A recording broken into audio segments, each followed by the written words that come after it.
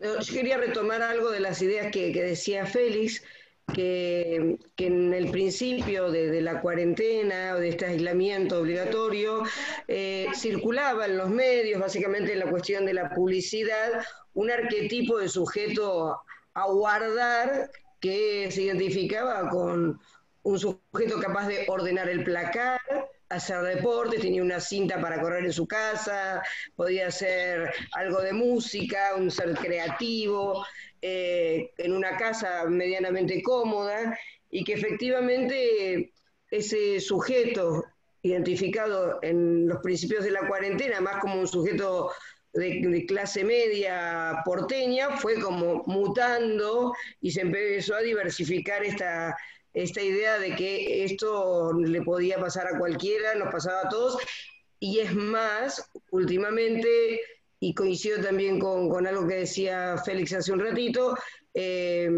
pareciera ser que ese temor de que el conurbano contagiara o llevara el contagio a los porteños empezará a revertirse en una dinámica de que los casos en la ciudad de Buenos Aires, al menos por el tipo de testeo que se está haciendo y por las condiciones, dan más alto, y parece entonces que la peligrosidad se va como alternando.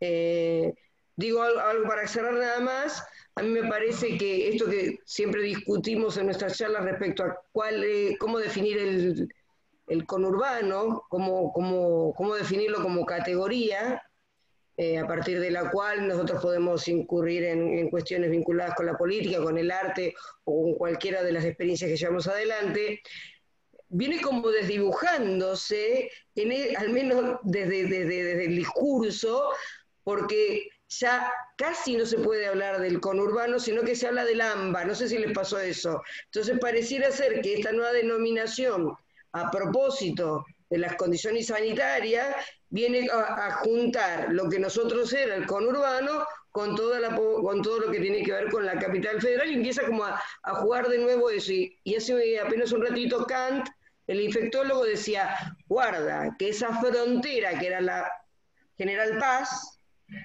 es una frontera que no es tal y que efectivamente los controles habría que verlo dónde. No sé si en la autopista 25 de Mayo, no sé si en la General Paz. Se vuelve como difuso el tema de las fronteras entre lo que parecía más identificable como lo del conurbano y lo que era propio de la capital federal. Sí, yo creo que el tema del concepto de fronteras está como, o sea, la palabra AMBA no es nueva, existe hace tiempo, pero empezamos como, si bien en muchas de las conversaciones que hemos tenido en otros momentos, siempre hablamos de esa especie de zona gris entre un límite y otro, en torno a lo que uno puede pensar como la frontera. Creo que ahora está como mucho más latente y está como sucediendo y reconfigurándose día a día, ¿no? En esta idea del AMBA, el límite, la circulación entre municipios, eh, esta idea de, bueno, de la necesidad, digamos, del movimiento y de la cuestión de trabajo y de cultura dentro de este confinamiento. Creo que ahí hay un montón de elementos junto a lo económico y al tema vinculado con la salud como para profundizar. Creo que eso como que visibilizó algo que ya estaba presente, pero que ahora me parece que se presta para un análisis más amplio. Y yo quiero sumar una cuestión más. Eh, Tratar de corrernos un poco del nosotros. O sea, nosotros hablamos del conurbano, ¿sí? Pero los barrios del conurbano saben que son el conurbano, ¿sí? No sé si se entiende la pregunta. Sí.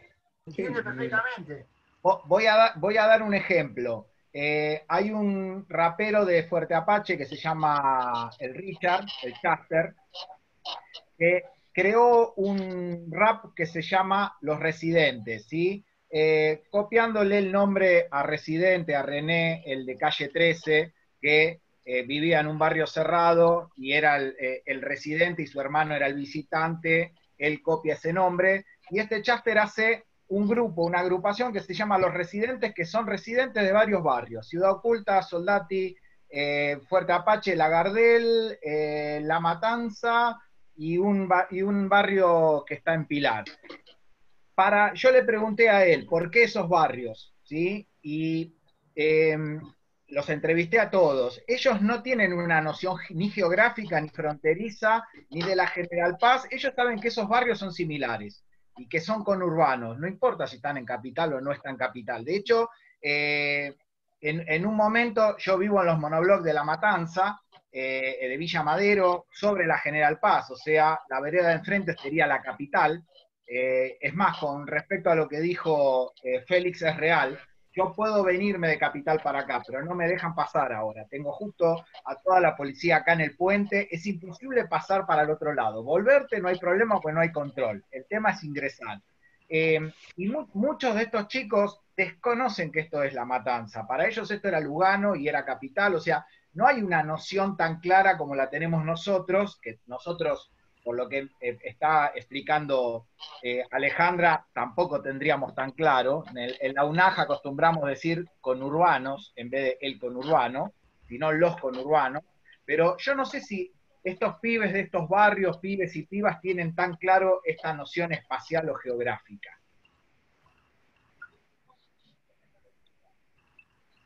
Yo pensaba, perdón, a mí me recuerda, ¿te acordás cuando hicimos la presentación del alto guiso de las paredes en el IUNA?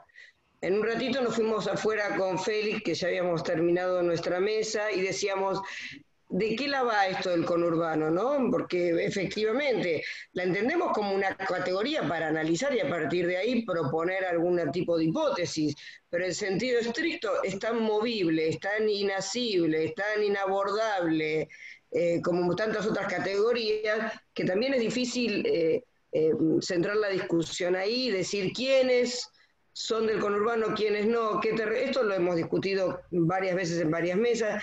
Yo lo que quería aportar nada más era esta idea desde lo discursivo que viene a hacer menos hincapié en el conurbano, que en algún otro momento pareciera ser que esa es la palabra que circula como sinónimo de la estigmatización del terror, de lo peligroso, del choreo, de la precariedad, y cómo esto viene a instalar una palabra que ya venía circulando hace tiempo, que es la de AMBA, pero con mucha más predominio y casi desdibujando todo lo otro. Entonces, eso digo, hay como lo que yo siento a nivel, al menos de los discursos que circulan en los medios, es esta transformación de esos territorios que cada vez son más difíciles de definir, porque incluso cuando se definen cuáles son las zonas de riesgo, no riesgo, es todo tan movible, es todo tan impreciso y tan poco, tan difícil de predecir, que hace eso que se disuelva hasta algunas categorías que habíamos como acordado para discutir algunos temas.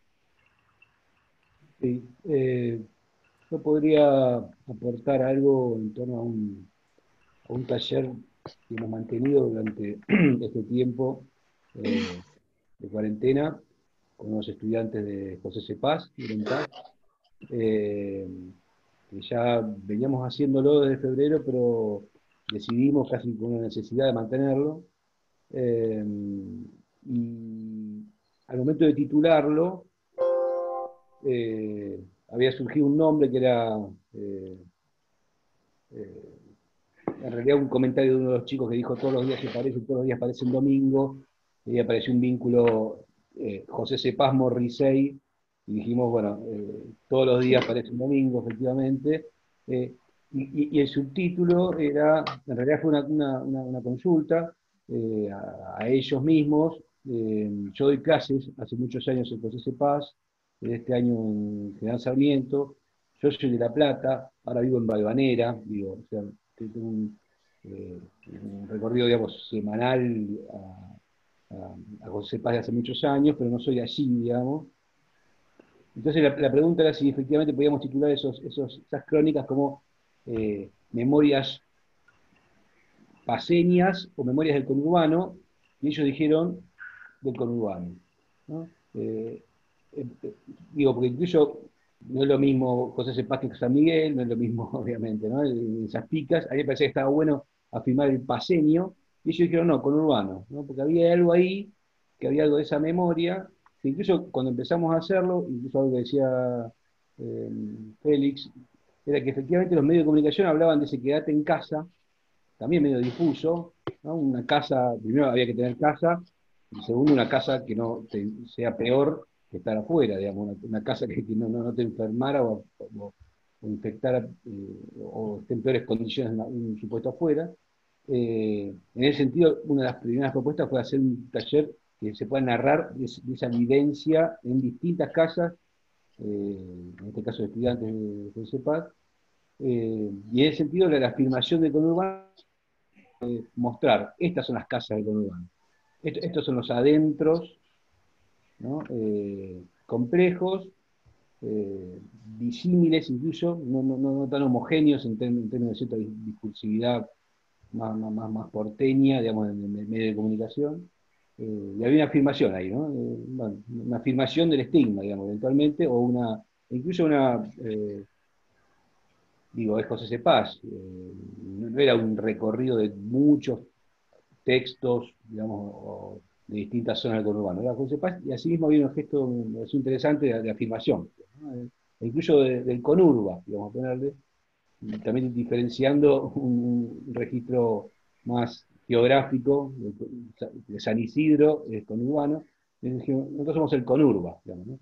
Pero digo, nada, un aporte pequeño, inicial, como para pensar estas cuestiones, que había necesidad, en este caso de los pibes, de denunciarse de ese modo. Yo también pensaba que la dificultad de cuando hablamos de conurbano, y esto es algo arbitrario que tenemos que construir entre todos, no es una idea personal, pero como que nos dificulta de qué estamos hablando, porque es una construcción muy fuerte, nacional, que se basa en un principio que podríamos llamarlo económico, político, pero por otro lado no tiene ninguna base de ningún tipo, ni siquiera hasta a veces ni cultural. Porque vos podés ser de Villa Madero y sos hincha de Chicago, y Chicago está del lado de Capital. Es decir, que hay una idea que está ahí, ¿no? Que no es clara, pero al mismo tiempo es muy clara, porque si Martín quiere pasar la capital, la policía te dice, no, por acá no podés pasar, ¿viste? Pero el tipo que viene de capital para la provincia sí puede. Entonces la única ayuda que por lo menos a mí me sale es el tema de la idea de Fanon, ¿no? Cuando habla del subalterno. El subalterno es ese individuo neurotizado de alguna manera por la opresión. Es decir, que vos seas negro o que seas blanco es una estupidez, no tiene ninguna diferencia, es decir, sos genéticamente la misma persona, por eso podemos tener hijos. Pero el Estado te dice, vos no sos la misma persona, y el subalterno termina creyéndolo. Es la única solución que tiene frente a algo que no es real. Y cuando aparecen cosas como un virus que no le interesa la construcción social, se lleva todo puesto, porque el virus no piensa, no se nutre bajo esos patrones. Estoy escuchando a alguien que está hablando en off, no sé quién es, de dónde sale de los cinco, pero pensamos si no hay de realidad un imaginario muy fuerte, político, que hasta nosotros mismos a veces no reconocemos o no podemos ver, lo creemos, lo asumimos, es decir, porque conurbano entonces San Isidro es el conurbano, ¿no? Pero no es el conurbano. Es decir, vos aprendés de chiquito que si vos estás en una reunión en la UBA y decís dónde sos y soy de Madero, vos sabés que va a haber una repercusión sobre eso. Pero pareciera que el virus se lleva puesto todo, no entiende de clase social e infecta la Recoleta primero. Como que te despierta, sí. Yo no sé si estoy tan de acuerdo, ¿eh? Sí, no sé si estoy tan de acuerdo que el virus, digamos, no respeta clases sociales. Yo creo que el resguardo del virus tiene una gran diferencia según cada clase social y que con lo que habíamos hablado, yo qué sé, yo trabajo para el Estado, me tengo mi sueldo, me puedo quedar en mi departamento, puedo tener un stock de comida, puedo resguardar a los míos, o sea, yo no sé si todos lo pueden hacer, o sea, y Sí, tengo agua corriente, tengo cloacas. sí, yo redondearía esa idea diciendo, es cierto que el virus puede arremeterla contra cualquiera, ¿sí? Ahora, las condiciones no son iguales para cualquiera. Puedo quedar en las mismas condiciones que Martín, yo puedo quedarme en casa, tengo una casa con calefacción, tengo la comida asegurada, tengo agua corriente, tengo obra social, puedo llamar a un médico a domicilio ante cualquier cuestión que me pueda ocurrir también. Y efectivamente la mayor dificultad que se está viendo hoy es las dificultades para estar en casa. Esto que decía Sebastián, no es. No cualquiera puede quedarse en casa. Y estar en casa, y lo digo particularmente por un hijo mío que está en un hogar, un hijo de 28 años que ha decidido estar en un hogar, significa estar con otros 11 chicos que están en la calle, que salen todos los días a las 4 de la mañana a vender pan y que no están en las mismas condiciones en las que estoy yo o el resto de mis hijos. O sea, él está seguramente mucho más expuesto a la posibilidad de contagio. Entonces, las condiciones, esta romantización de que este virus pareciera ser que no respeta clases sociales, y yo la pondría entre paréntesis, porque efectivamente muchos de nosotros estamos en mejores condiciones de poder cuidarnos, al menos de respecto a otras personas que están mucho más expuestas.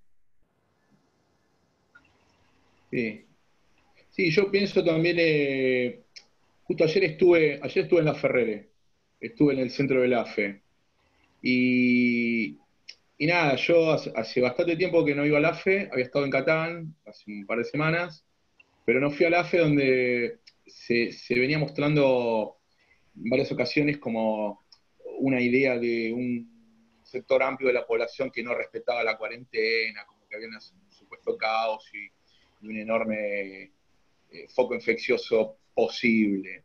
Y nada, ayer fui al centro de la Ferrere y también a veces a uno mismo le sucede, si bien nosotros podemos hablar del conurbano, podemos plantear un montón de sensibilidades que nos envuelven en torno a pensar desde ese lado y de esa visión, un posicionamiento político, creo, no dejamos de ser privilegiados.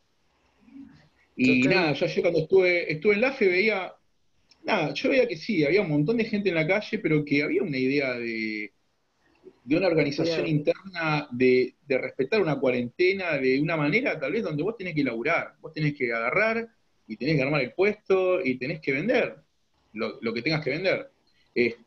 Pensando en una economía donde justamente uno no tiene esa posibilidad de un sueldo, de un ingreso asegurado, o de si no me siento muy bien, busco el carnet de la obra social para tenerlo a mano.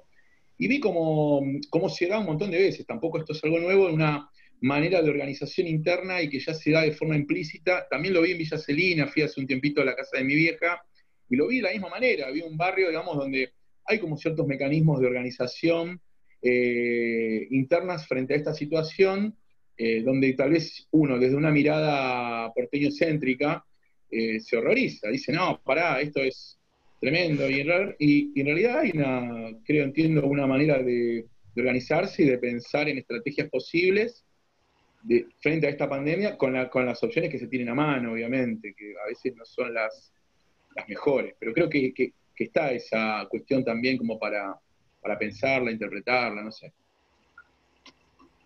No, estoy de acuerdo, no quita que el problema de clase social existe de siempre, es decir, ¿qué hay de nuevo? ¿No? Es decir, si hay una epidemia de dengue, por supuesto que va a afectar más al conurbano que la Recoleta, pero pareciera haber algo diferente con este caso, con este fenómeno.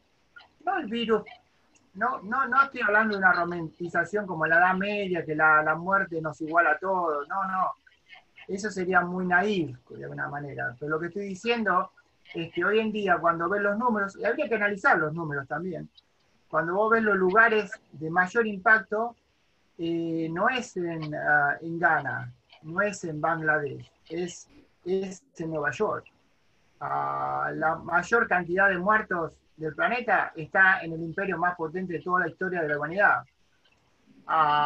No niega eso, que por supuesto que las clases elitistas se pueden quedar en la casa y vienen los más morochitos a traerte la comida a tu casa, no niega eso. Pero esto ha trastocado la estructura de una forma que no se veía antes. Siempre tuvimos 60.000 muertos, niños, por año, ¿no? Y nadie le preocupa porque es allá lejos, es en el otro lado, el que anda juntando latas es en el conurbano. Pero esto ha trastocado el discurso de una forma diferente. Por ejemplo, ya no hablar de capital y conurbano, es decir, empezamos a hablar de que ya hay un área de la metropolitana, a que la mayor cantidad de casos sea en la capital. Bueno, ahora en La Matanza también. Pero no es en Cuyo. La pregunta es si este fenómeno social, sin negar lo que ya estaba y se va a quedar, y no sabemos si va a continuar o va a continuar peor, si cuestiona el discurso de frontera, ¿no? Uno no entiende de frontera. Es decir, por supuesto que si sos rico te quedas en tu casa, escuchando a Bach, te vas a contagiar menos. Pero si lo miras de más arriba, se vería que se reconstruyó el mapa de la ciudad. Se reconstruyó.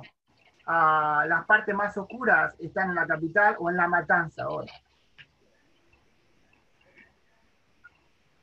Me sigue sin... Seba.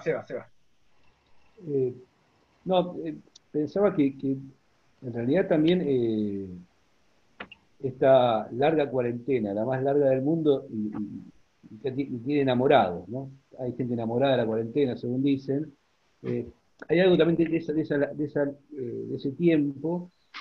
También quizás no nos está terminando de dejar de ver que en realidad esto hay algo que recién empieza, ¿no? Entró por barrios adinerados, gente que viajaba, y empieza ahora a copar zonas en las cuales el virus se despliega de manera mucho más rápida, y lo que me parece que eso va a expresar es que las históricas estigmatizaciones y segregaciones concretas y simbólicas se van a afirmar, digamos, ¿no? Y que de hecho, e incluso no solamente se van a afirmar, sino que se está como configurando una zona casi de ghettificación, digamos, ¿no?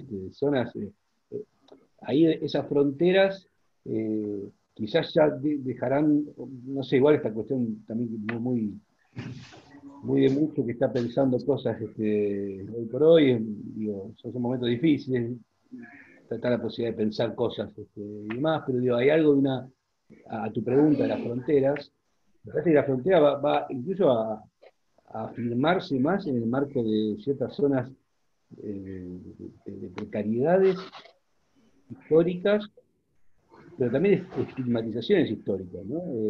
Hay algo ahí donde el apestado y el apestoso histórico va a configurarse como un sujeto, o se está configurando como un sujeto de riesgo y de peligro en su propia condición, quiero decir, ¿no? No sé, ahí donde la frontera...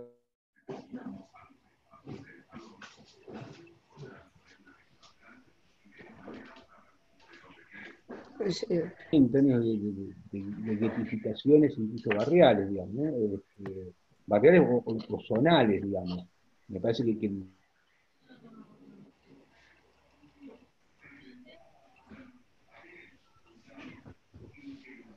Sí, yo coincido, no lo escucho a Seba. Seba, ¿lo perdimos? Me parece que lo perdimos por un ratito. Vamos a dejarlo así hasta que vuelva. Yo coincido con lo que dice Sebastián y tengo un ejemplo muy concreto. O sea, estas cuestiones no, contrariamente a lo que circulan en esos hermosos videitos por Facebook, no vienen a borrar las cuestiones de estigmatización, peligrosidad o de búsqueda de del mal. Muy por el contrario, lo que hacen es enraizar mucho más hacia aquellas cuestiones que hacen a justamente eso que estoy hablando. Vivo en Ciudad de Vita, en un barrio bastante bonito, lindo, prolijito, y cerquita de aquí, de donde vivo, hay un plan Procrear para más de 3.000 familias, ¿sí? Y hace 15 días escuchaba unos bocinazos terribles que pensé que había un accidente en Camino de Cintura, porque era imposible, casi una hora de bocinazos. Y justamente tenía que ver con los buenos vecinos de Ciudad de Vita, que estaban queriendo impedir que el Estado municipal pudiera albergar en esas casas que todavía no se entregaron a personas que no tenían dónde poder hacer la cuarentena porque no tenían espacios físicos en sus hogares para poder estar. Y sacó lo peor del barrio, que no es que no estaba, estaba ahí a la espera de una de una nueva amenaza, ¿no? Como lo fue en el otro momento la toma de algunas tierras de Ciudad de Vita, la cuestión de la reserva, ahora era en relación a estos nuevos departamentos que están totalmente sin uso y que fueron asignados para personas que tenían que estar aisladas. Coincido totalmente con Seba en este sentido, de que no es que se van a redefinir nuevas fronteras y esa idea del leprosario y del leproso y de la idea de aislar al leproso y de aislarlo incluso en una isla, bueno, tendrá nuevas formas de redefinirse y de actualizarse. Y ahora que volvió Seba, ahora te podemos dejar que termine esta idea, lo siento que se te cortó. Sí, no, sí, se me cortó, no sé si es cuestión mía aquí. No, bueno, justo que ayer Alejandro hablaba del leprosario, me parece que es la metáfora que yo no estaba diciendo, efectivamente, es eso, digamos, ¿no? Y que incluso a sí mismo me parece que es esa idea de espacio de encierro, también reconfigura afirmaciones identitarias, me parece, ¿no? Digo, hay una especie de afirmaciones identitarias que se dan en ese marco, que al menos yo, no sé, estoy detectando en diferentes movidas que se están haciendo ahora, no sé, en Moreno, en José Cepaz, ¿no? Un trabajo de, no sé, si ante cierto olvido o estigmatización generalizada, una especie de trabajo... no sé, el otro día se hizo un festival que se llamó Moreno Solidario, muy interesante, organizado por Lebrón Timbal y otra gente, y había un gesto muy interesante de afirmación de las redes, también como planteaba Félix, de que quizás desde Buenos Aires o los noticieros se ve como algo escandaloso, espacios de encuentro escandalosos, allí eran espacios de encuentro salvíficos, digamos. Era lo que estaba salvando una trama que quizás negociando con las formas del cuidado expandidas, digamos, y esparcidas, encontrando otros modos, ¿no? Hay algo ahí, decir, pues digo, es como el doblez del leprosario, ¿no? Genera una especie de autoafirmación hacia adentro, de todas formas muy complejo, digo, hay que pensarlo, pero al menos lo que puedo estar detectando yo en algunas movidas que he estado viendo.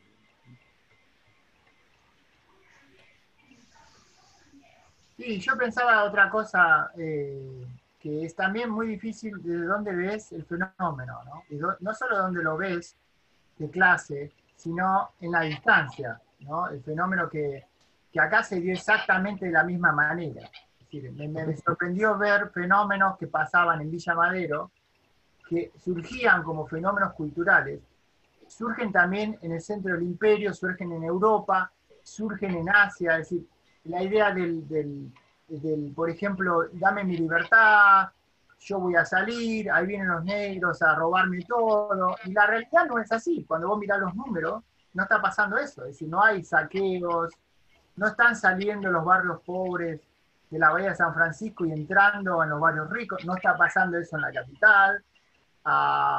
Y mi pregunta era si esa construcción que se hace del conurbano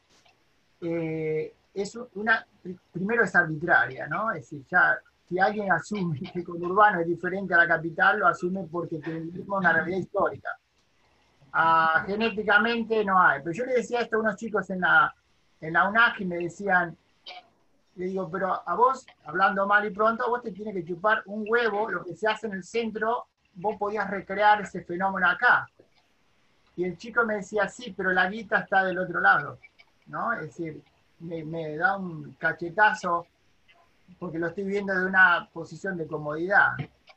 Y la pregunta es, ahora, ¿no? En esto, si esta construcción de lo que está pasando, ¿no? Es decir, si hay comida, la gente está pidiendo cosas que te lleven a tu casa, algunos se pueden quedar, uno, hacer teletrabajo, si trabajas tiqueteando en un peaje no puedes hacerlo desde tu casa, tenés que ir y exponerte. La pregunta es si esta construcción es solamente un fenómeno económico, ¿no? Es decir, una imposición por el que tiene el billete, o es una imposición también cultural nuestra. Es decir, volviendo a Fanon, nosotros nos creemos que somos los subalternos. No sé si vieron la publicidad de Globo, de la empresa esta que te lleva cosas a tu casa. Bueno, están invadiendo las redes con una publicidad, no la recuerdo textualmente, pero dice algo así como: gana unos pesos y de paso ayuda a la gente porque le llevas las cosas a la casa. Le falta decir, y total te exponés vos solo, ¿sí? Porque, o sea, me parece que la persona que está yendo a trabajar hoy es porque no le queda otra, ¿sí? No es una construcción identitaria o simbólica. O sea, me parece que no le queda otra. Y es más, hoy me parece que hay muchas personas que hasta están agradecidas que pueden sostener el trabajo, porque hay gente que no lo tiene. Entonces, yo no sé si es gente que se piensa subalterna. Creo que en ese caso la subalternidad está marcada por lo económico. Sí, yo rescato lo que decía Félix hace un rato. Uno, cuando dice La Ferrere, González Catán, la gente no se cuida, no es cierto, eso es una construcción en donde hay que poner el mal y hay que poner la cuestión de la negligencia en algún lado y siempre se pone en lo mismo lugar, uno no podría ya hacer un mapa y efectivamente ya anticiparlo. Creo que efectivamente hay formas de organización que siempre han funcionado, porque es la forma en que desde las bases han sabido construir para trabajar o para sobrevivir en algunas circunstancias. Eh, Creo que sí, hay un atravesamiento de crisis muy grave, que no es de hoy, que no es de 10 días, que llevamos años en estas crisis y que nada, que esto es como si hubiésemos destapado un poquito más la sábana y ver la miseria que había por debajo, nada más. No es una condición de creencia, sino que es fáctico. Hay condiciones de mucha pobreza, de precariedad, de falta de condiciones habitacionales realmente muy graves, de un sistema de salud que está atado con violines, de mucho voluntarismo, de mucha amabilidad, de mucha solidaridad, como siempre funciona en casi todas estas condiciones de crisis, pero hay una identidad de sujeto en crisis. A mí me parece que eso es lo que más nos definiría. Estamos en crisis. Somos sujetos atravesados por la crisis. Sí, ahí un poco pensando en, bueno, por un lado lo que comentaban, esta mirada en torno a la organización. Bueno, o sea, ahora venimos un poco charlando en relaciones o sea, en relación a aspectos económicos, y pienso, no, nada, ya hace tiempo que creo que más de uno lo venimos analizando internamente, ¿qué nos dejará esto? Algunos dicen que esto traerá una sociedad diferente. Yo la verdad que me cuesta sinceramente creer que de esto, esta normalidad, nueva normalidad sea superadora. O sea, tampoco pensando en que la anterior lo era y para nada normal, digamos, no tenía mucho de normal. Lo que sí veo, porque uno siempre tiene que pensar, creo, ¿no?, en una mirada optimista y de algún modo frente a ciertas situaciones, como elementos para sacar en limpio. Veo en cuanto a organización, que algo comentaron, que hay por lo menos en lo que conozco dentro de, bueno, mi campo de laburo, como el de ustedes, es el conurbano, digamos, los conurbanos, y veo que hay como una dinámica de organización y de trabajo en red que se viene dando bastante fuerte, por ejemplo, en La Matanza. Después vi que algunas cosas compartieron los compañeros de zona de San Martín, de zona, lo que sería Conurbano Norte, y bueno, y otros espacios que vienen planteando, por un lado, desde la necesidad de poder sobrevivir, gestionando cultura y gestionando un espacio en un territorio que ya de por sí está atravesado por aspectos de mucha postergación económica. Creo que bueno, que ese laburo territorial lo están llevando a cabo, que hay una organización que plantea la colaboración para con esos territorios, con esos vecinos, con quienes se interactuaba. Y me parece que ahí se viene como generando algo interesante que ojalá se pueda profundizar, es el trabajo en red dentro de gestiones culturales.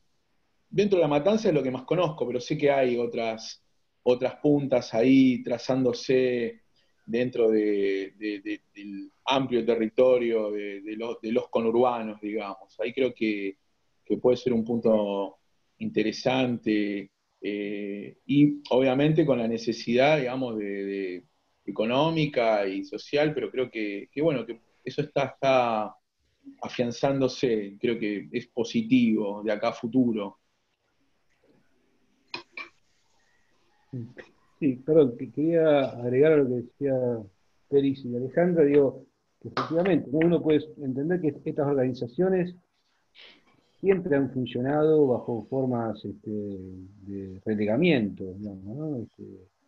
Siempre han actuado, se han forjado y han actuado bajo formas de, de olvido y que han tenido que encontrar sus propios modos de funcionamiento. En ese sentido, digo, incluso por conversaciones que tengo con algunos compañeros y compañeras de la zona, no nos sorprende tanto en términos de reorganización interna, es decir, más o menos mantiene el mismo registro de segregación y de solidaridad interna que han tenido históricamente. Y allí, por ejemplo, bueno, las universidades, a menos de lo que puedo hablar yo, de UNPAS y AUNS, transformándose en una especie de espacio, digamos, de unificación y de articulación de cosas que ya existían, sin duda.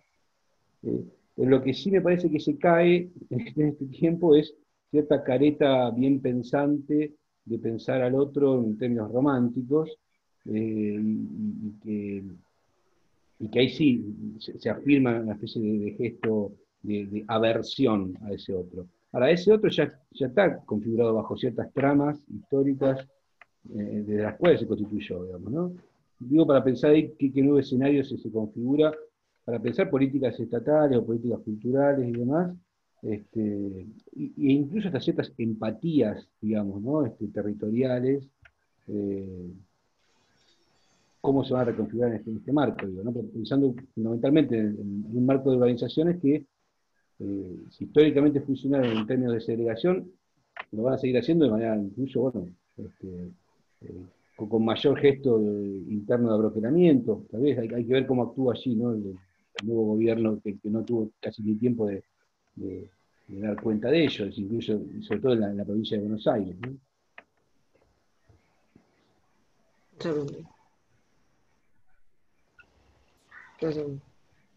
Sí, bueno, no, estoy de acuerdo y pensaba que en momentos de tremendas crisis siempre aparecieron grandes revoluciones, ¿no? Todas las revoluciones, la rusa en Segunda Guerra, Primera Guerra, Primera Guerra en la China, con la Segunda Guerra, a la Revolución Norteamericana, es decir, todas ellas aparecen en espacios de situaciones de terrible necesidad, ¿no? De desorden. Y me preguntaba si de esto, bueno, un poco ustedes lo responden, pero si de esto puede salir algo diferente, ¿no? Que ya hubo casos, por ejemplo, pensaba cuando empezaba a estudiar un poco el caso de Delía, en este barrio donde estaba Pedro, no sé si se acuerdan, no, Martín sabrá un poco expandir el tema. Delía tomando este barrio en el conurbano y haciendo como una comunidad aparte, aparecieron fenómenos así que no son románticos, es decir, son tomas de poder a la fuerza, y me importa un cuerno en qué situación estemos.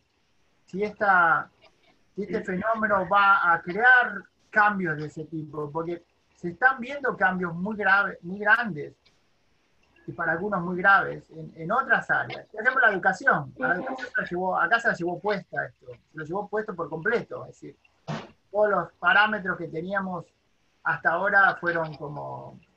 Y no importó dónde estés estudiando. Es decir, ¿no? Yo sé que, claro, el pibe rico, de este barrio rico, va a tener un ayudante, ¿no? En Zoom, y el pobre que está allá lejos no tiene ni siquiera conexión al teléfono. Pero ha producido como un resquebrajamiento, ¿no? De esa estructura que parecía monolítica, que no va a cambiar. Que no va a cambiar. Esto es así, y vos vas a vivir como en el pensamiento en Viena, ¿no? Va a haber una oligarquía que va a controlar por los próximos 2000 años, y de repente se derrumbó todo, ¿no? Ustedes no lo ven como algo posible. Yo particularmente no. Creo que las crisis que dan... a ver, habría que dimensionar que es una crisis que daría cambio a un proceso revolucionario. Esta crisis me parece que no tiene ni ahí el dejo de dar un vuelco a las relaciones, a ningún tipo de relaciones. De hecho, la mayor cantidad de muertes en el norte de Italia fue porque efectivamente las empresas automotrices obligaron a trabajar en plena pandemia a sus trabajadores, ante incluso la evidencia de las muertes por decenas. Digo, y acá mismo también hay una vuelta de tuerca en donde se profundiza la ligazón entre, no sé, ciertos sectores de poder que intentan levantar la cuarentena en pos de nada, de sus propios pecurios. Digo, cambiarán algunas cosas y probablemente, así como que algunas otras epidemias han cambiado las formas de salubridad básicas, y entonces los baños están en un lugar distinto de la casa y nos lavamos las manos, y etcétera, etcétera, etcétera.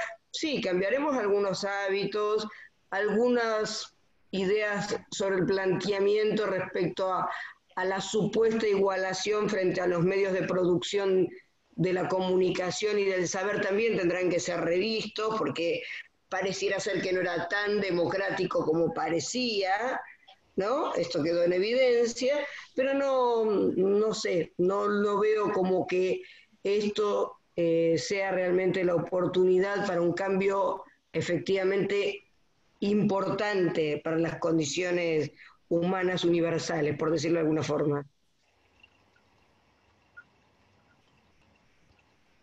O lo que uno más que nada puede percibir es que quienes tienen el poder real no van a recoger el guante en torno a cuestiones que se han visibilizado. Por ejemplo, la importancia del trabajo, la importancia de los trabajadores, de todos los trabajadores, de que todo no es desde la virtualidad. O sea, vos podés quedarte en tu casa y podés encargar libros muy copados, pero alguien te los tiene que traer. La virtualidad no puede todo. Los sistemas educativos, también acá el gobierno de la ciudad de Buenos Aires viene planteando ciertas cuestiones, fogoneando el tema de la virtualidad, para flexibilizar básicamente. O sea, también podríamos pensar desde el otro lado, en donde la presencialidad notamos que es imposible de reemplazar. O sea, la presencialidad de una clase, la presencialidad del contacto en el taller, la presencialidad de una devolución, de la corporalidad en el teatro, la presencialidad en múltiples aspectos. Ahora, en lo educativo no significa que se van a construir más establecimientos para grupos más reducidos, porque eso sería lo ideal. Más establecimientos, hemos llegado a la conclusión de que hace falta más docentes, hace falta más gente formada en educación, por nombrar un solo lugar. Ahora, no se puede aglutinar, pienso en una universidad con 80 estudiantes en una misma aula. Se debería trabajar en grupos más reducidos, nombramiento de más docentes, escuelas primarias donde los grupos sean más chicos, mayor cantidad de escuelas, espacios de esparcimiento más amplios, la importancia de la cultura. Alguien, digamos, cuando está, quien escribe, quien pinta, quien lee, quien escribe un ensayo, etcétera, son factores importantes para poder sobrellevar esta cuarentena, ¿no? Escuchar música, etcétera. Ahora, todos, o sea, esos actores culturales, en su gran mayoría, no cobran por su trabajo, lo hacen gratis, hay una especie de capital simbólico que te lo da solamente el hecho de haber participado. En fin, como que hay un montón de cuestiones que podrían llevar a la nueva normalidad, entre comillas, llevar a repensar estos contextos, pero medio complicado y difícil que eso suceda. Nada.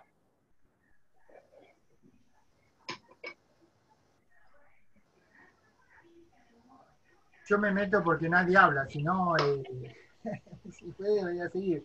Lo que a mí me preocupa siempre es que hay como hay alternativas, ¿no? Hay alternativas. Se puede enseñar en el Internet. Sí, se puede, porque nosotros lo hacemos hace 20 años. Claro, no implica eso que sea el discurso barato, ¿viste? Adentro de un globito amarillo, ¿viste? Que todo es muy lindo, y no digo eso. Porque cada vez que voy a la Argentina hablo y me parece que soy macrista.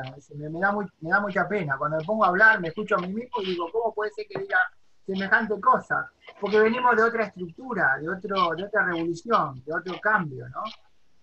Si yo les digo ahora que acá salimos todos a decir, no vayas al supermercado a buscar las cosas, porque puedes contagiar a alguien.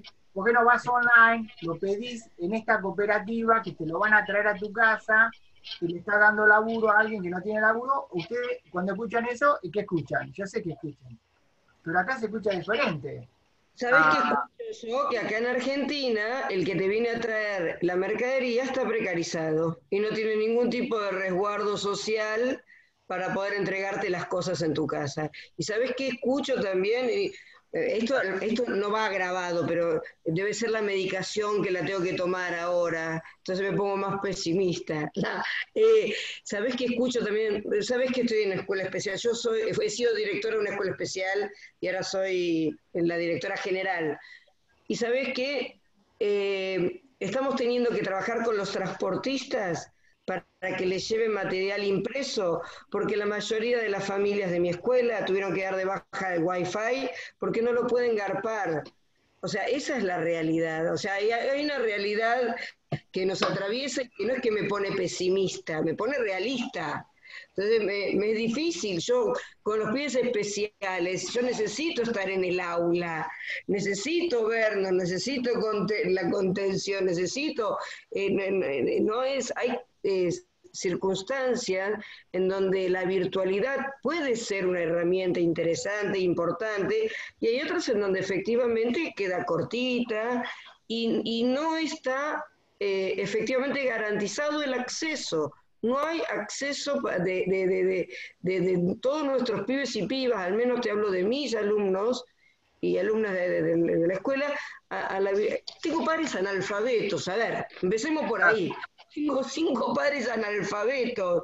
Entonces, hay como que reconstruir un montón de cosas. Me cuesta tener una mirada romántica de los delfines saltando por el río Matanza y de todos conectados por internet y aprendiendo y siendo mejores seres humanos. Me parece que hacen falta cambios estructurales de políticas públicas, de mucho más importantes que las buenas voluntades nuestras, que como siempre lo digo, eso está asegurado.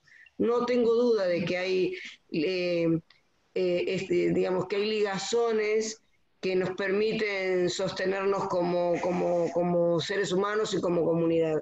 Pero hace falta, sí, Y esta crisis, esta crisis sanitaria no nos estaría ayudando demasiado a organizar otro tipo de cuestiones vinculadas con lo macropolítico, por decirlo.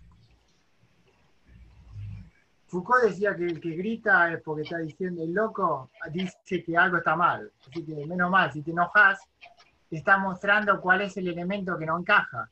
Porque enseñar online, y ahí por eso yo me frustra muchísimo a mí, la idea de decir algo que es positivo, cuando lo decís en otro lugar suena una cagada. Es decir, porque decir que un AI, un robot, te ayude a descubrir dónde está la célula tuya en tu cabeza que te está produciendo un mal, no es algo malo, no tiene ningún espacio político, ni económico, ni nada. Es una herramienta fría que va a ayudar a alguien que lo necesita. Lamentablemente en Argentina, como por lo que voy a decir, las necesidades son tan brutales, tan necesarias. ¿De qué sirve que le traigamos AI con Zoom, explicándole, vas a poder tomar la clase a tal hora, si los chicos no tienen ni teléfono, no tienen para comer? Es decir, eso, no sé si se explica. Mi primera actitud dale, Martín. No estoy tan de acuerdo. Primero, no estoy de acuerdo que la tecnología sea fría. Para mí está llena de ideología completamente. No, sí, ya lo venimos discutiendo con vos. No creo en una tecnología fría, escéptica, etcétera. Y segundo, que me parece que ahí ya no hay un problema en la Argentina. Yo no creo que los robots le curen la cabeza a todos los Estados Unidos. La gente que está bajo la línea de pobreza, no sé si tiene acceso a esos robots. No sé, te pregunto a vos porque yo no viajé nunca. Pero la idea es pero ves como teóricamente estamos hablando de dos cosas diferentes. Una cosa es si el robot te cura y otra cosa es si el robot le llega a todo el mundo. Y ese punto, lamentablemente, que es real, es la batalla. Es decir, yo no puedo mirar qué lindo es ese edificio si es un edificio construido para los nazis. Yo entiendo esa parte. Entiendo, esa parte no lo podés rechazarlo por completo. La estética esa, tirarla a la basura, por más realista que sea. El problema es que herramientas que nos pueden ayudar a vivir mejor no tienen ninguna consideración por otra necesidad que es brutal. Es decir, que yo sea hombre y quiera ser hombre, no es un problema. Es decir, que yo quiera ser papá, que yo quiero cuidar a mis hijos, no es un problema. El problema es que vivimos una construcción patriarcal destructiva en la cual la imagen del hombre es compleja. No sé si se entiende. El robot no existe, es decir, no hay nada atrás de la máquina, es un cable que aprieta un botón y sale un byte por el otro lado. El problema es que se utiliza esa herramienta que podría ayudar y no se usa, ¿por qué? Porque hay graves problemas de clasismo y de segregación en la Argentina y de racismo evidente, que nosotros mismos como subalternos no lo queremos ver. Porque, por ejemplo, hablamos de racismo. La Argentina es un país profundamente racista, históricamente, desde siempre, desde el blanqueamiento. Entonces, cuando uno va a una clase en el conurbano, por lo menos desde mi lugar, no puedo evitar pensar que yo soy el único que viene de 100% de sangre europea. Miro a todos los que están en el panel y somos todos europeos. Y los chicos que están todos sentados son de una raza mestiza. Claro, tocar eso es tocar la patria, ¿no? Es tocarla y decirle, este es un país hecho por roca, ¿te das cuenta? Cuando fui a París pensé, wow, qué linda, cómo se parece a Buenos Aires. Y mi mujer se reía, me decía, no, Buenos Aires se parece a París. A lo que voy es que, si bien hay un enemigo muy claro, que es un enemigo económico, especialmente desde el conurbano, ¿no? El pibe que me dice, muy lindo eso, flaco, pero la guita está del otro lado de la General Paz. Tenemos que ir a la General Paz y usar la General Paz porque la plata está del otro lado. Tengo que ir a laburar allá. Yo no quiero ir a laburar allá. Tengo que ir porque no puedo comer, sino me muestra un cachetazo de la idea de decir, ¿para qué tenés que ir al cilindro? Hacerlo acá. ¿Te das cuenta? Porque teóricamente funciona la idea. Me cago en la Recoleta. Vamos a hacer eso. ¿Para qué todas las emisoras de radio que van en contra del discurso masivo hablan todo el día lo que puso Clarín? A mí, ¿qué carajo me importa lo que dijo Clarín? No quiero escuchar Clarín.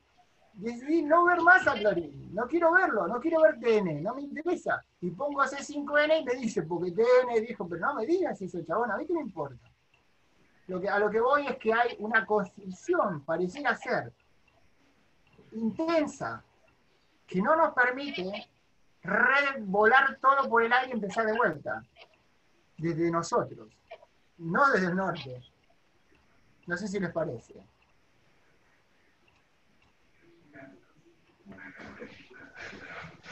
La cagué la conversación. Ya la cagué. No funciona eso.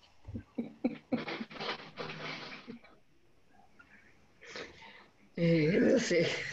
No. ¿Qué piensas, Bellini? Vos empezaste, vení.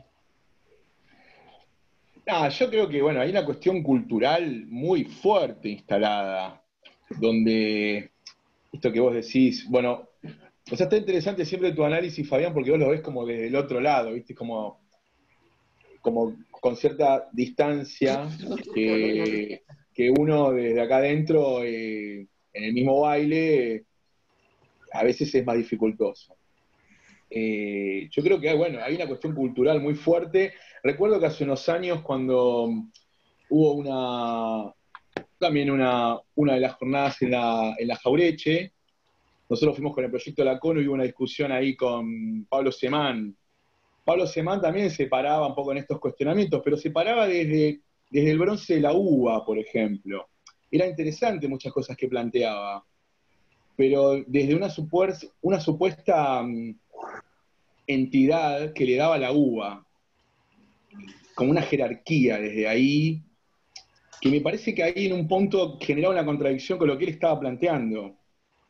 Pero aclarando que había vivido un tiempo en el conurbano, como diciendo, bueno, mirá que yo viví un tiempo en el conurbano, pero era muy, muy, muy, muy fuerte y eso me parece que puede simbolizar algo de lo que estamos hablando.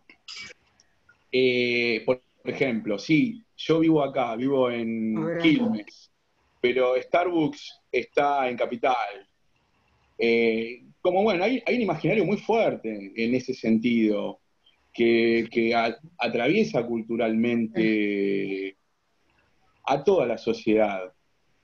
Y me parece que la mirada aspiracional, que también se da desde la cultura, desde las universidades, desde la construcción de conocimiento, las artes visuales, hay un imaginario muy fuerte, que así como el tipo que vive, no sé, vivo en Villa Luzuriaga y me informo con TN y compro Clarín y cuando entro a mi teléfono miro ciertos portales, lo tenés en la cultura, lo tenés en los diferentes campos, en los mismos campos de conocimiento, los campos intelectuales. Creo que está muy fuerte ese arraigo, en donde a veces uno creo que debe deseducarse de algún modo.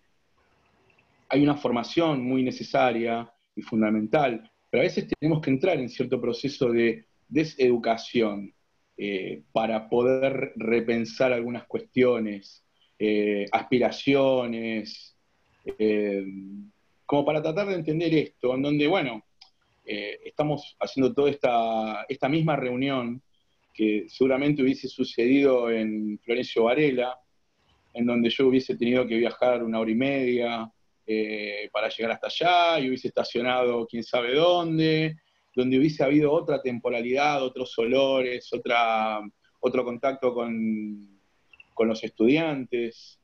Me parece que ahí está un poco la cuestión, que va más allá de TN. Tenemos como cierta aspiración simbólica, o a veces se habla desde cierta autoridad, con la mejor intención, lo digo con la mejor intención, pero creo que ahí está un poco la mirada. Y sí, la sociedad argentina es una sociedad muy, muy racista. Cuando vos mencionabas esta cuestión de piel, nada, yo no tengo una herencia italiana, ni europea, ni nada. Yo soy 100% mestizo.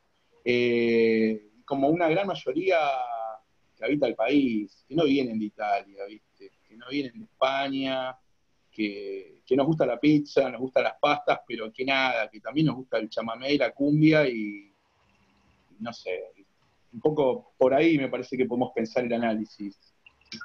Sí, yo pensaba, como rubia de este grupo, y de ojos claros además, tengo como otra autoridad, pero soy gorda, así que siempre el poder hegemónico de alguna forma me genera Siempre algún nos otro falta tipo algo. de apartamento. No, yo pensaba, yo soy pedagoga, sí, no soy ni artista, soy pedagoga. Y voy a responder a tu pregunta desde la pedagogía. Uno viene al mundo con ideas, con escasísimas ideas, porque la mayoría de todas las ideas que nosotros tenemos van construyéndose en comunidad con el contexto de lo familiar, de lo sociocomunitario, etc. Y efectivamente esas ideas del mundo que tenemos, que a veces son originales, ¿sí? A veces los niños tienen ideas geniales y creen que efectivamente está lloviendo porque ellos piensan que va a llover y entonces pensaron y llovió, y que cuando piensan que deja de llover va a dejar de llover. Esas ideas originales que tenemos en la primera infancia y que ha tenido también la humanidad en sus comienzos, entonces la Tierra en realidad es el centro del sistema solar, y la Tierra es plana, y tantas otras ideas maravillosas que ha tenido la humanidad y que tienen los niños, terminan docilizándose por el poder hegemónico. A ver, no estoy diciendo absolutamente nada que ninguno de los que estamos aquí presentes puede desconocer. O sea, vos planteas la discusión como si efectivamente fuéramos voluntarios de la subalternidad. O sea, quisiéramos voluntariamente considerarnos y construirnos subalternos, creernos pobres, creernos en la orilla, creernos o sea, no. Yo creo que efectivamente hay unos trabajos que yo siempre utilizo para ver de cómo disciplina la escuela. La escuela es una máquina estetizante y disciplinadora. Y en ese disciplinamiento y en esa estetización que nos ofrece la escuela, en las formas de actuar, de vincularnos, de ser, también nos presta ideas del mundo basadas en el poder hegemónico que atentan contra esas ideas maravillosas originales que tenemos cuando somos niños. Entonces, me parece, lo quiero decir así brevemente, pero no, mi idea de subalterna no es una idea de subalterna. Es la idea de subalternidad que me impone, que me remarca, que me carcome la ideología hegemónica. No, para mí lo resuelvo así. Podré estar errada, por resultar muy simplista, pero mi idea respecto a muchas cosas que incluso creo que son originales, digo, ay, mira, me gusta el naranja, que no, sabes que mucha gente que ha pasado por experiencias parecidas estéticas a la mía, no gusta el naranja. Entonces ni siquiera mi gusto por el naranja termina siendo un gusto que sea propiamente mío. O digo, genial, yo me encantan los cactus y tengo una colección infinita de cactus. Ahora resulta ser que hay infinidad de coleccionistas de cactus en el mundo y hay una tendencia a coleccionar cactus. Entonces digo, hasta esas ideas originales que uno las guarda, diciendo que efectivamente le son propias, están terriblemente atravesadas por esa cuestión ideológica hegemónica y nos tocó de este lado. Lo cual no significa que uno no sea resistente frente a eso, ¿eh? Pero a mí me parece que yo lo vivo a diario con los niños. Sus ideas geniales y divinas y maravillosas en algún momento son enmarcadas.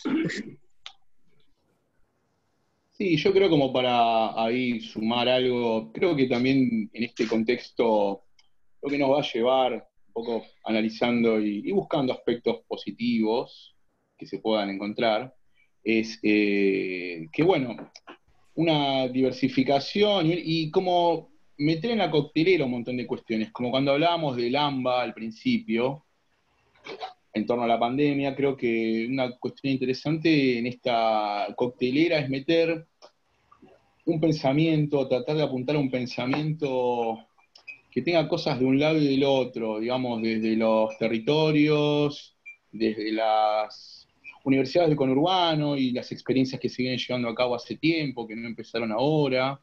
Pienso en lo que comentó Sebastián, con la experiencia en José Cepaz, ustedes con la Jaureche, y lo que sucede al otro lado de la General Paz, con las universidades en general, la UBA y demás, San Martín. Creo que ahí está un poco la idea de poder apuntar a construir un pensamiento, un punto de análisis mucho más diverso, horizontal, con múltiples puntos de vista, que se nutran de todo lo necesario, tanto a un lado como al otro. Creo que un poco ahí está la idea de esta frontera media inexistente ahora, y qué bueno, y ver qué nos puede dejar el futuro, digamos. Sí, claro, yo querría apuntar desde allí, ¿no? Venía pensando ya hace un ratito que efectivamente el rol de las universidades del conurbano creo que si fue central para muchas generaciones, muchos pibes y pibas en estos últimos tiempos, puede llegar a ser clave incluso para el desvío, digamos, ¿no? Digo porque nuevamente, creo que si algo nos va a dejar esta situación y que ya se empieza a evidenciar,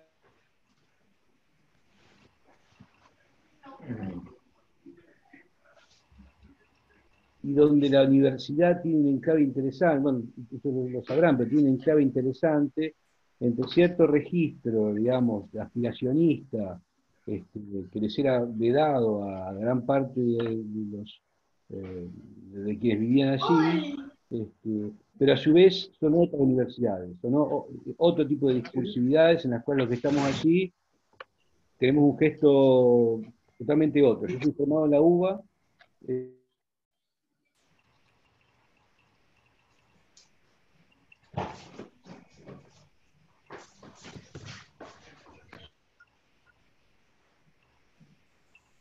hola, perdón. No sé, Dije Sebastián, formado en la UBA y se cortó todo. No sé si se escucha. y Bueno. la uva. Seguí, Sebastián, está bien. Hola. Está bien, se escucha bien.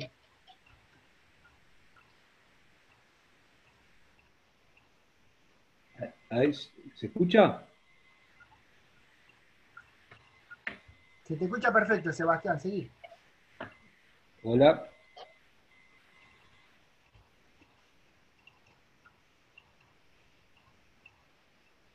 Sí, en las universidades del conurbano, en realidad hace, o se combina, me parece, con la potencia de las organizaciones ya existentes, de vuelta, forjada bajo ciertas, bajo fundamentales y constitutivas bases de dificultades y de relegamiento que han configurado sus tácticas, digamos, de vínculo interno hacia afuera, que creo que en este momento en el cual lo que sí se cae, entiendo, es esta mirada o condescendiente o con cierta, no sé, de cierto gesto bien pensante. Digo, por ejemplo, hablaban de la uva, no sé si vieron, sacó una suerte de publicidad en la cual decía que ellos no empezaban las clases porque querían cuidar a la gente, y terminaba diciendo la uva es la Argentina. A eso las universidades del conurbano le respondieron, nosotros empezamos las clases porque estamos cerca de la gente y el conurbano es el pueblo. Las universidades del conurbano son el pueblo. Me parece que es muy... En esas dos publicidades creo que se teje lo que se puede llegar a hacer o no a futuro, digamos, porque ahí la UBA quedó, me formé en la UBA y doy clases en la UBA, no empezamos todavía, yo en José Cepaz estoy dando clases desde marzo, y para mí la UBA ha tomado una decisión paupérrima en ese sentido, tan desligada, digamos, de una necesidad y de un estar en el barro, de ver el modo espantoso de dar clases de esta forma, pero estamos en esa, estamos todos en esa, y es estar en esa,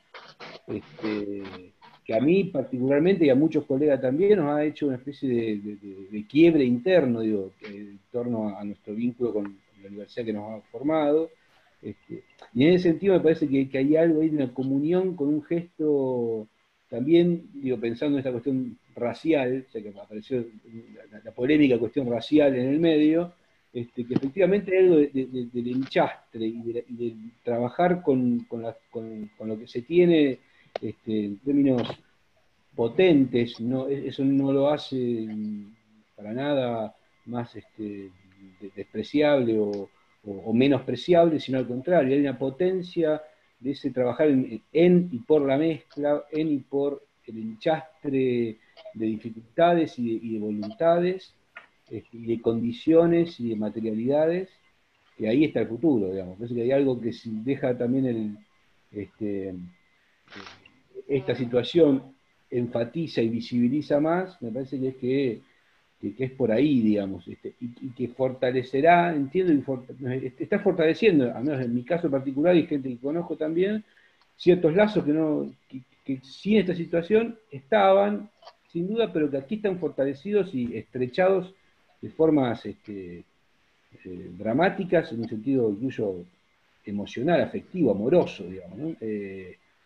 Algo que la UBA, en este caso, por hacer esta disyunción, esta tensión, me ha generado todo lo contrario. Me ha enfriado, si hablamos de la técnica y el enfriamiento, me ha enfriado absolutamente mi vínculo. Incluso hasta, diría, esto va a salir grabado, hasta con mis estudiantes de la UBA. Es como que otro tipo de necesidades, otro tipo incluso de reclamos, no, hay algo ahí que me parece clave. De vuelta, digo, no es optimismo, pero hay algo de ciertos fortalecimientos, digamos, de ciertas zonas en las cuales, de vuelta, ya que, hablando con Urbano, digo, organizaciones y las universidades allí, al menos de donde yo conozco, fortaleciendo y articulando lo ya existente, hay algo que me interesa y del cual por hoy me siento, me brindo hacia eso, digamos, ¿no? Me brindo de mi cuerpo vuelto pantalla, digamos, de mi cuerpo vuelto pantalla me brindo a esas experiencias, ¿no? Ahí hay algo. ¿Qué pensás, Martín? Sí, coincido, me acuerdo de las dos publicidades que plantea Sebastián. Yo no sé, José sepas, pero en UNAG causó gran revuelo la decisión de la UBA. En el Consejo Superior se discutió muchísimo y nos marcó también esa decisión. Obviamente también la vimos de manera negativa. Al igual que muchas universidades, desde marzo estamos dando clase. Con toda la problemática que trajo la virtualidad de prepo, por llamarla de alguna manera, pero sí, mientras lo escuchaba me acordaba de las discusiones que tuvimos. Me alegra muchísimo que este último tema sea tan evidente, porque inclusive Félix, yo recuerdo perfectamente esa mesa porque estaba al lado de Semán, y pobre Semán, yo creo que quemé todas las naves ese día. Martín hizo tanto esfuerzo para ponerme en la misma mesa con él, y Semán, recuerdo, dijo, cuidado con la idea del punga, que está todo bien, ¿viste? Porque cuando vos salís a la calle, te cagan a trompada. En cambio yo puedo hacerme el punga, pero... Y yo le dije, pobre, que si me está escuchando, pobre Semán, me dolió que dijo, si no comparten conmigo, digan, y yo dije, acá, chabón, acá, vení. Estoy totalmente de desacuerdo con eso, porque yo no le puedo decir a un chico del conurbano cómo se tiene que comportar. ¿Sí? Primeramente, yo no vivo en el conurbano. No vivo en el conurbano, vivo en el norte, en un barrio rico, soy profesor en una universidad en Estados Unidos. ¿Quién soy yo para decirle a un chico cómo se tiene que comportar? Como yo no tengo derecho a decirle a una mujer cómo debería ser, ¿no? Claro, quemé todas las naves. Dice, no, pero yo no quise decir eso, ¿no? Pero yo te entiendo perfectamente lo que estás diciendo. Es decir, es un tema de legitimidad, como si la UBA legitimara, ¿viste? Entonces te va a decir cómo tenés que ser. Sí, yo creo que esa mesa estuvo muy interesante, estuvo buena, se dio como un lindo intercambio con diferentes opiniones. A mí, digamos, todas las lecturas que he tenido sobre él, me parecen súper interesantes. Estuvo bueno ese intercambio que se dio con diferentes puntos de vista, y esta mirada, digamos, de las instituciones creo que está subyacente. Yo no sé si, bueno, él creo que es de La Plata o de la UBA, no sé cuál de ambas, de La Plata, pero me parece interesante ese diálogo y esas miradas dentro de las casas de estudio, y los posicionamientos y demás, con todo lo interesante que uno puede sacar, digamos, pero pensando en estos imaginarios, pensando en la simbología de los estudiantes, ¿no? Porque cuando uno va a la UNAG, como me pasó cuando fui a José Cepaz, que me invitó Sebastián, hay una diversidad de imaginarios de los estudiantes de una universidad que son muy diversos. Yo nací en Villa Celina, pero me formé al otro lado de la General Paz, me formé en Capital. Y durante mucho tiempo, siendo más pibe, tal vez había un montón de cuestiones y aspectos culturales del conurbano, de los barrios, que uno no lo veía muy acorde a una producción artística, como que bueno, como que la mirada aspiracional estaba por otro lado. Esto empecé a entenderlo trabajando con estudiantes, justamente en formación artística. Y con el tiempo uno va repensando esas prácticas. Y bueno, creo que algo de ese debate que estuvo muy bueno, que tuvimos ahí en la Jaureche, estuvo en torno a estas cuestiones, al imaginario del estudiante, a la mirada del conocimiento, la cultura, el territorio, el comportamiento que vos decís. Entonces estuvo súper interesante y daba para seguirlo, y la presencialidad le dio algo especial, digamos, ese contacto ahí en la mesa. Estuvo muy enriquecedor, digamos. Pero no pensás que también porque bueno, a ver, yo no soy marxista, soy peronista, entonces como decía Dani Brieva, queremos que todos tengan iPhone, ¿viste? No queremos una revolución contra los iPhone, yo quiero que todo el mundo tenga un iPhone, ¿no? Ok. ¿No pensás que a veces esa tensión que hay tiene muchos elementos, quizá uno viéndolo de afuera, que se ancla en el mismo espacio? Es decir, porque vos venís de Berkeley, wow, y ya tenés la marquita. ¿Viste? Vos entrás y decís, viejo, ¿hay torta frita o no hay torta frita? ¿No? Hay algo raro, como que ya entras con el molde. Pero ese molde se usa, si lo ves objetivamente, se ve de los dos lados. Se ve de un lado de decirte, no me vengas a enseñar a mí cómo es el conurbano, por supuesto no te puedo enseñar cómo es el conurbano, vos me vas a enseñar a mí cómo es el conurbano. Pero al mismo tiempo, mirá qué lindo, el libro, ¿viste? Está en Berkeley. Es como que nosotros queremos el Starbucks también, ¿viste? Nosotros le damos ese poder a la uva, porque ese fenómeno pasa acá también, pasa exactamente igual. Es decir, nosotros, si hay una validación, es porque alguien se la da. Y nosotros también, y no es una acusación, porque por la situación que estamos, validamos esa academia, ¿viste? Es que, mirá, voy a salir en Clarín. Pasó con el guiso. El guiso se tuvo que explotar cuando salió un artículo en Clarín. Es decir, estamos locos. Sí. Yo no quiero que salga el libro, yo quiero que salga en NSO. Y yo quisiera publicar en Clarín. Hace años que hubiera hecho otras cosas. Es decir, no me garpa más ir a un laboratorio en Stanford que ir al medio de la nada, a un teatrito, a hablarle a 5 personas porque no se entera nadie. Pero el mismo, esa es evidente, pero el mismo territorio valida, ¿viste? Valida, ahí vienen vinieron a reconocernos. Y a mí me frustra eso. Es decir, no, atacalo, pisotealo, es decir, pisotear Clarín, pisotear todo ese discurso vomitivo. Es decir, no vale nada, es decir, pero no podés porque y te sentís vos y no tenés derecho, y no es justo que hagas eso, porque vos sí podés hacerlo, como decía Semán, ¿viste? Vos sí podés hacerlo, y el otro no. Entonces, ¿cuál es la solución? Es decir, es frustrante. Sí, no sé, pienso que tal vez se podrá a veces hablando con la gente de la CONU, que es un proyecto en el que estoy, hablamos de la idea de parasitar, digamos, como un caballo de Troya, como entrar y desde ahí adentro generar, no sé si es posible, a veces se puede lograr, a veces no, como en esta idea de visibilización o de generar redes, no sé, es como una idea.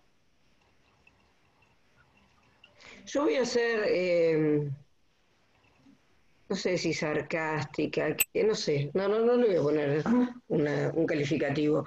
Estoy como confundida, y en estoy confundida, esa es la cuestión sarcástica.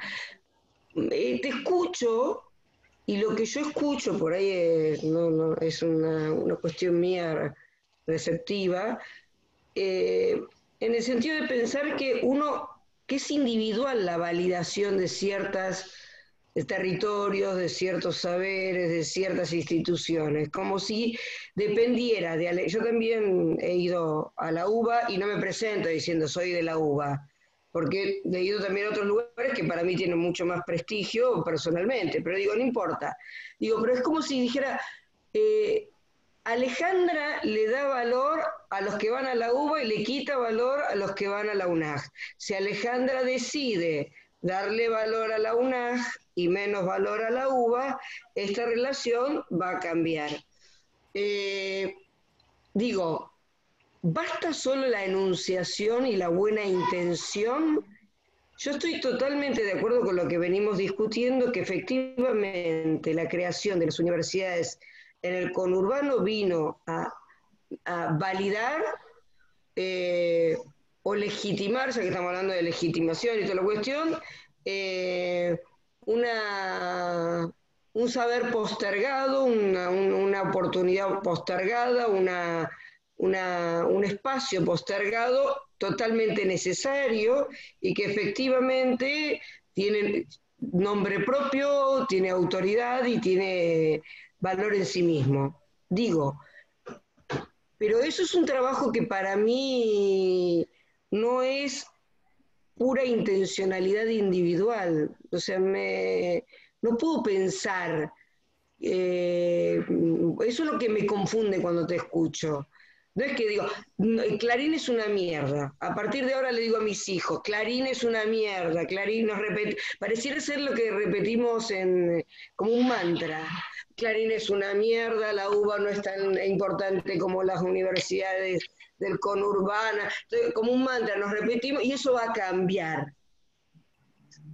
No, no. ¿Cuál sería la alternativa? ¿Eh? ¿Cuál sería la alternativa, digamos? Porque la revolución tiene que empezar por alguien. Es decir, esto no es individualismo, esto es marxista italiano, estoy un poco cansado, no me puedo acordar. Marxista italiano. Gramsci. Gramsci, eso, no me puedo acordar la palabra de Gramsci. Gramsci solo escribiendo en una cárcel. ¿Sí? ¿Qué pensaría? Yo con esto, ¿no? Es el poema de Hellman. Con este poema no cambiarás el mundo. Con esto. Y se sienta a la mesa y escribe. ¿Cómo arrancamos? ¿Cuál sería la alternativa? No Clarín, pobre, porque, a ver, no digo Clarín, digo a esa construcción hegemónica, validatoria, no sé cómo llamarlo. ¿Cuál sería la alternativa si no empezamos de ahora a decir, yo no consumo eso? No, es que yo no estoy por ahí no estoy pudiendo expresarme correctamente. No invalido las acciones eh, contrahegemónicas, justamente. Si vamos a hablar, yo estoy a favor de la contrahegemonía y sostengo muchos espacios contrahegemónicos. Ahora, no es por mantra, no es porque repito, Clarín es una cosa, y me pongo todos los días a lo que vas repitiendo. No es tratando de, o sea, me parece que es mucho más que una enunciación Y que justamente acá en el grupo que está acá, yo reconozco las acciones en territorio que fortalecen cuestiones contrahegemónicas y que podrán o no ser efectivas, no lo sabemos, habrá que verlo con el tiempo. Somos muy contemporáneos de lo que estamos haciendo para saber cuánto podrá tener de fruto. Pero nada, no sé. No sé si soy clara. Los veo a Félix riéndose, no sé, Félix, si estás creyendo,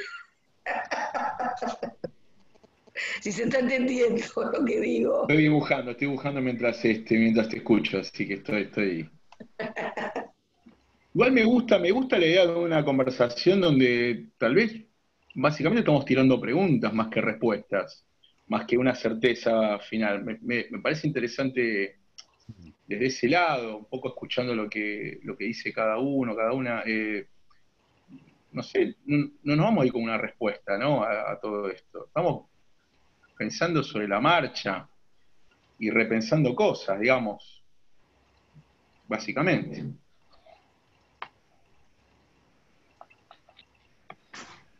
Sí, bueno, yo lo último que podría decir, digo, en ese sentido, me parece que los temas que van apareciendo, digo, en términos de virus, conurbano, universidad, o tramas organizacionales, me parece que ahí ya está pasando algo, y en tal caso lo que hay que hacer es enfocar ahí, digamos, eh, o, o fortalecer eso, digamos. Y que además hay algo interesante que noto también, es que esto que decías con respecto a la validación o legitimidad, o que decían vos, Alejandra, digo, ese problema allí, digamos, que efectivamente no es personal, no es individual, y que tampoco es tan claro de que sea unilineal. Digo, yo lo que estoy notando en los pibes y pibas allá en UNPAS es que si bien inicialmente ellos tenían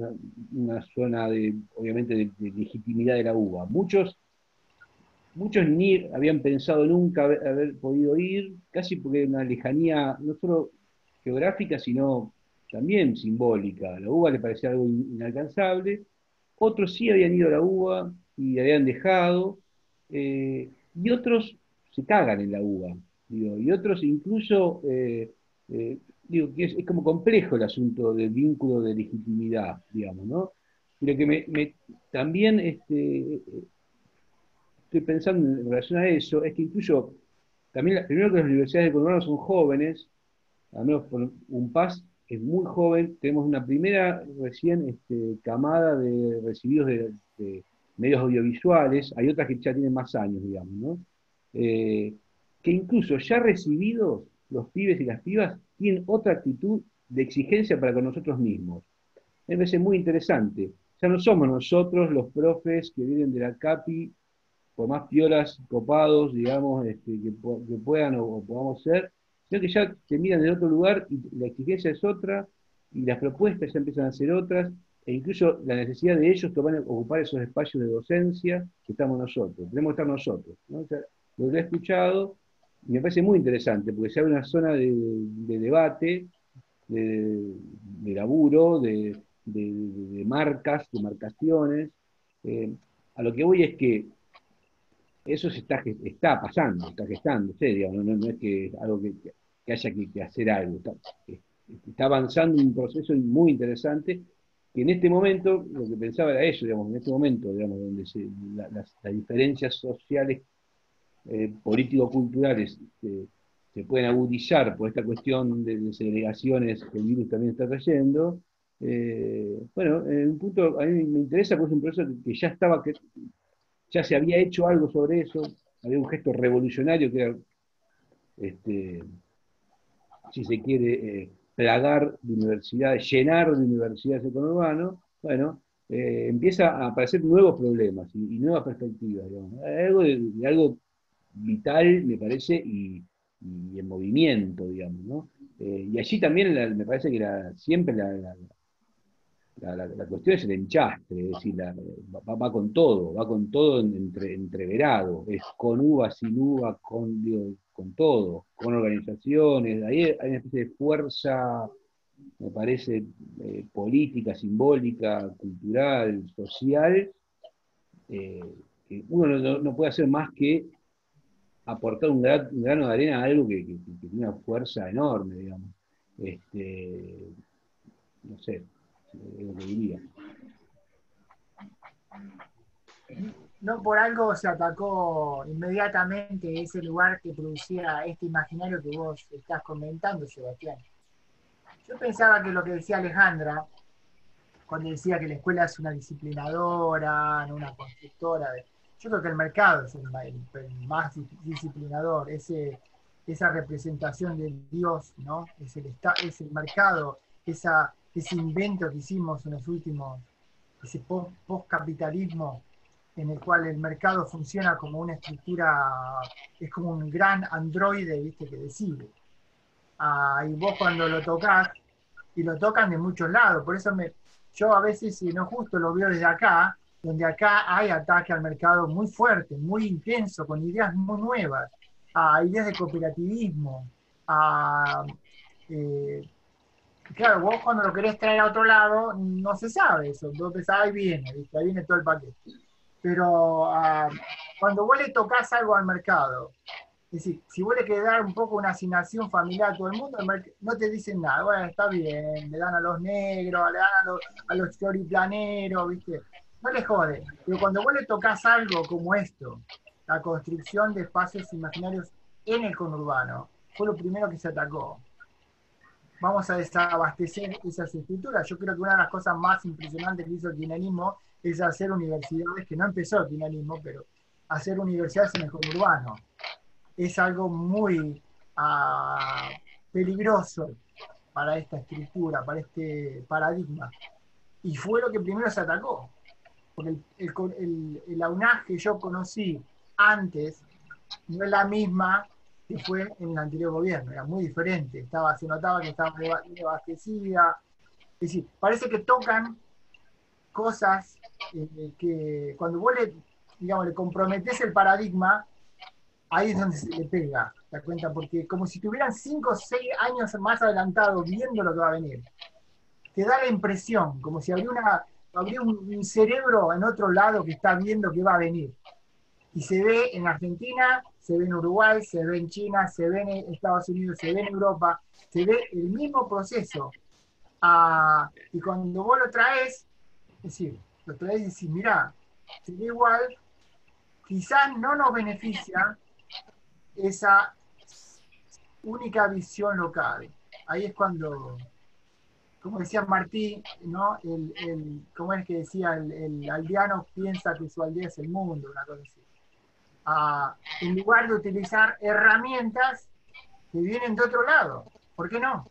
Es decir, y decir, no. Es decir, no es así. No es que yo veía, por ejemplo, voy a Argentina, prendo TN y dice, no, porque en Estados Unidos, ¿dónde? Si eso no existe en Estados Unidos. Me acuerdo de una propaganda que decía, si no venís a jugar al pádel acá, es porque vivís en Estados Unidos. Y en Estados Unidos no se juega pádel.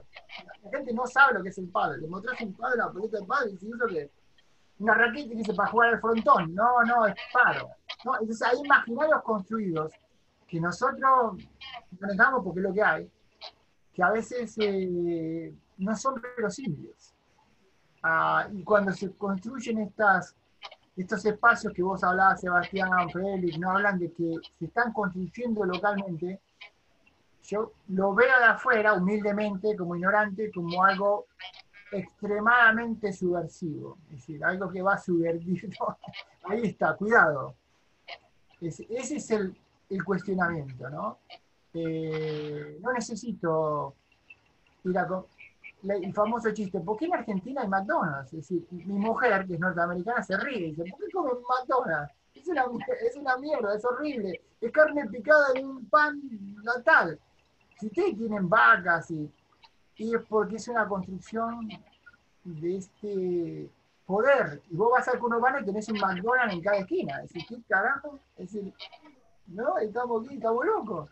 Pero, claro, si vos vivís inmerso en esa realidad, no lo podés ver. Es decir, ¿qué vas a hacer? Es decir, yo veo lo que veo acá.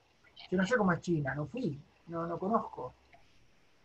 Y me parece que la discusión en esos espacios es profundamente movilizadora.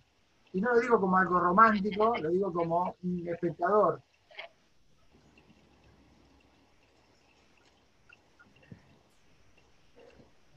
Quizás es hora de terminar, no sé.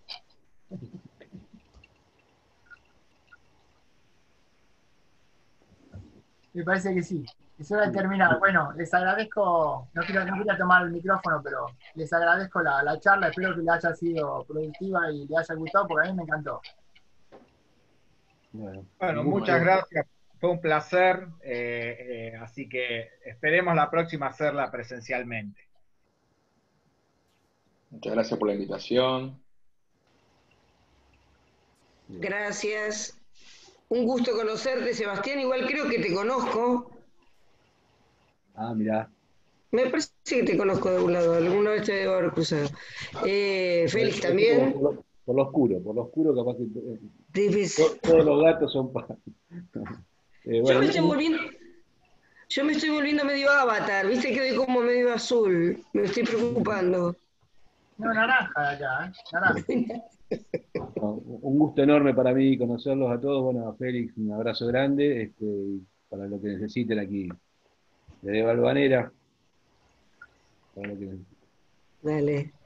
Besos, Félix. Besos a tu familia, nene. Martín. Bueno, gracias a todos. Chau, queridos. Gracias por todo.